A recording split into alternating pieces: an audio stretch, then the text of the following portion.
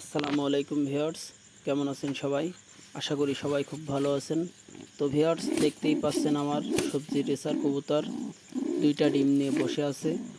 তো আজকের কিন্তু এই কবুতর জোড়ার বাচ্চা ফোটার কথা। তো রাতের বেলায় আর কি চেক দিতে আসলাম যে বাচ্চা দুইটা ফুটছে কিনা, কারণ আগেও এই কবুতরের ডিম থেকে বাচ্চা ফোটার সময় কিন্তু বাচ্চা ভিতরে মারা গেছে।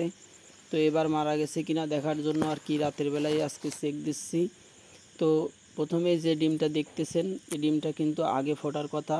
তো ডিমের অবস্থা দেখে মনে হচ্ছে ভিতরে বাচ্চাটা মারা গেছে। তো সত্যি মারা গেছে কিনা আমি দেখার জন্য আলতো করে ডিমের খোলাটা সুন্দরভাবে আর কি তুলে দেখতেছি যে ভিতরের বাচ্চাটা সত্যি মারা গেছে কিনা। তো খুবই সাবধানে কিন্তু বাচ্চাটা দেখার চেষ্টা করতেছি। তো মনে হচ্ছে যে ভিতরে বাচ্চাটা মারা গেছে। তো এই দিয়ে কিন্তু আগের বার একবার মারা গেছে আর এইবারও মারা গেল। আরও একটি ডিম আছে সাথে নিয়ে বসে আছে। তো ওই ডিমটা দেখতেছি যে ওই ডিমটার অবস্থা কি।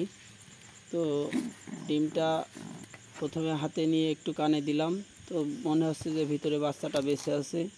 তো এই ডিমটা কিন্তু আমি আর রিস্ক নিতে চাচ্ছি না, কারণ এর মুখটা যেন তাড়াতাড়ি বাইরে আসে, যার কারণে আর কি খোলাটা একটু ওপর থেকে সরিয়ে দিচ্ছি।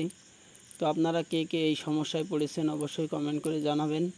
আর এই বাচ্চাটা কালকে সকালে আমি আপনাদেরকে দেখাবো যে বাচ্চাটা আসলে সুস্থভাবে ফুটছে কিনা।